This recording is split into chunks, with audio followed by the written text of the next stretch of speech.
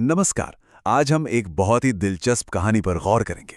ये कहानी है कि आखिर कैसे एक प्राइवेट ट्रेडिंग कंपनी ने दुनिया के सबसे अमीर देशों में से एक पर ही कब्जा कर लिया। तो सवाल यही है ना कि आखिर व्यापारियों की एक कंपनी ने इतने बड़े उपमहाद्वीप पर कब्जा किया तो किया कैसे। ये कहानी है ब्रिटिश ईस्ट इंडिया कंपनी की। एक ऐसी कहानी जिसमें व्यापार है, बहुत बड़ी महत्वाकांक्षा है और आखिर में जीत। अच्छा, ये समझने के लिए कि वो भारत आए ही क्यों, हमें थोड़ा समय में पीछे जाना होगा। साल था 1453, एक ऐसा साल जिसने दुनिया के व्यापार का नक्शा हमेशा के लिए बदल कर रख दिया। देखिए, सदियों से भारत के मसाले और दूसरा कीमती सामान यूरोप पहुंचता था। एक तयशुदा रास्ता था जमीन और समुद्र से होते हुए।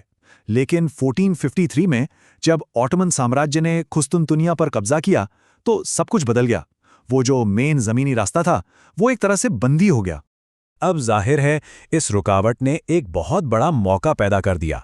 मौका उस देश के लिए जो इन बिचौलियों को यानी अरब और इतालवी व्यापारियों को हटाकर भारत तक पहुंचने का एक सीधा समुद्री रास्ता खोज निकाले। मकसद एकदम साफ था, सीधे भारत पहुंचो और कमाओ बेशुमार दौलत।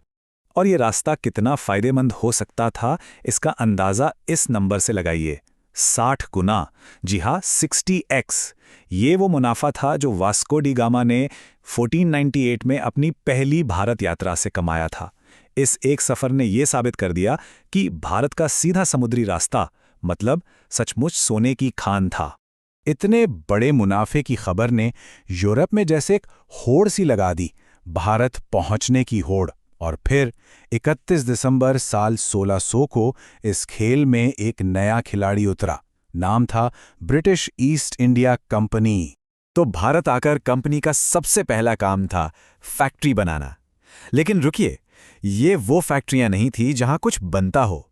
17वीं सदी में फैक्ट्री का मतलब था एक किलाबंद ट्रेडिंग पोस्ट, मतलब एक ऐसा सुरक्षित अड्डा जहां गोदाम हो, दफ्तर हो और कंपनी के लोग रह सकें।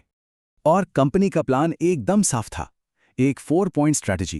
पहला, अपने पावर सेंटर बनाने के लिए नए शहर बसाओ। दूसरा, पूरे भारत में अपना ट्रेडिंग नेटवर्क फैलाने के लिए फैक्ट्रियां खोलो। तीसरा, जहां जरूरत पड़े अपने दुश्मनों को रास्ते से हटाने के लिए जंग लड़ो। और चौथा, भारतीय राजाओं से संधियां करो ताकि राजनीतिक सुरक्षा मिलती रहे। मतलब ये सिर्फ व्यापार नहीं था, ये एक बहुत सोची समझी विस्तार की योजना थी। और ये स्ट्रैटेजी काम कैसे कर रही थी वो यहां साफ दिखता है। कंपनी ने बहुत ही मेथोडोलिकल तरीके से अपने 3 बड़े पावर सेंटर बनाए। मद्रास को एक स्थानीय राजा से खरीदा गया, कलकत्ता को 3 गांव खरीद कर बसाया गया, और बॉम्बे तो और भी कमाल की कहानी है, वो तो उन्हें शाही दहेज में मिल गया था। तो अब अपने इन 3 मजबूत ठिकानों के साथ कंपनी की नजरें थीं सबसे बड़े इनाम पर, और वो इनाम था बंगाल। उस समय भारत का सबसे अमीर सूबा। बंगाल के नवाब अली वर्दी खान इन यूरोपीय ताकतों को बहुत अच्छे से समझते थे। उन्होंने इनके बारे में कहा था कि ये मधुमक्खियों की तरह हैं, अगर इन्हें न छेड़ा जाए तो ये शहद देंगी, लेकिन अगर इन्हें उकसाया गया तो ये डंक मार मार कर जान ले लेंगी। बंगाल पर कंपनी का कब्जा 2 लड़ाइयों से हुआ और दोनों बहुत अलग थीं। पहली थी 1757 में प्लासी की लड़ाई, जो असल में एक लड़ाई कम और एक साजिश ज्यादा थी। कंपनी ने नवाब के ही सेनापति मीर जाफर को अपनी तरफ मिला लिया था। लेकिन दूसरी 1764 में बक्सर की लड़ाई, वो एक असली सैन्य जीत थी। यहां कंपनी की पेशेवर फौज ने 3 बड़ी भारतीय ताकतों की मिलीजुली सेना को हराया।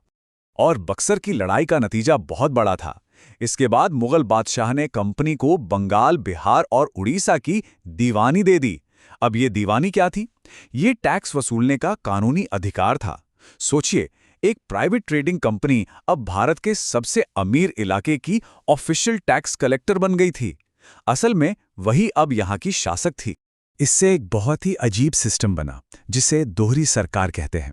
मतलब ताकत और पैसा सब कंपनी के पास, लेकिन प्रशासन चलाने की, लोगों की देखभाल की कोई जिम्मेदारी नहीं।